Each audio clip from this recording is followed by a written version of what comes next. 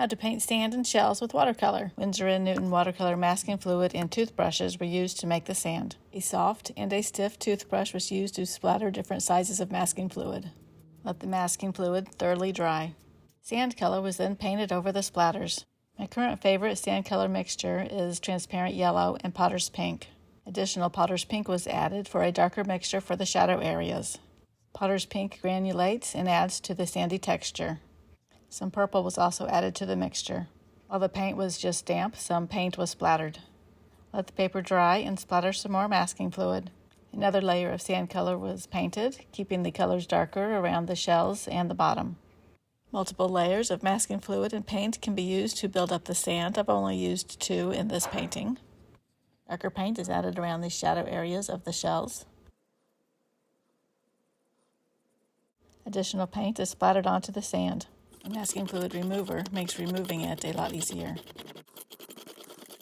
Form shadows are started on a couple of the shells. Form shadows and cast shadows are painted on some of the larger pieces in the sand. Cast shadows are darker than form shadows. See my YouTube shorts for the painting of the next 2 shells.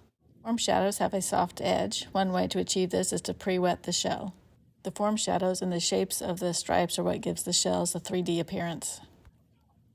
Highlights on the shells have been masked to retain the light. A maroon color was mixed with some Quinacridone Magenta, adding in some Quinacridone Rose for the warmer side and some ultramarine blue for the shadow side.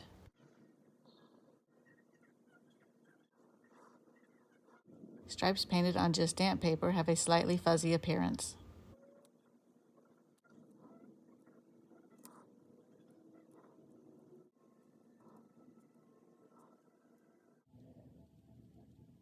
The 3D effect is increased by adding more shadows.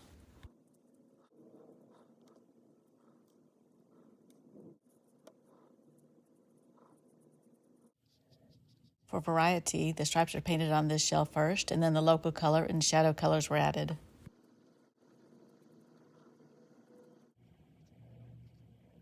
Masking fluid was removed from the shell highlights.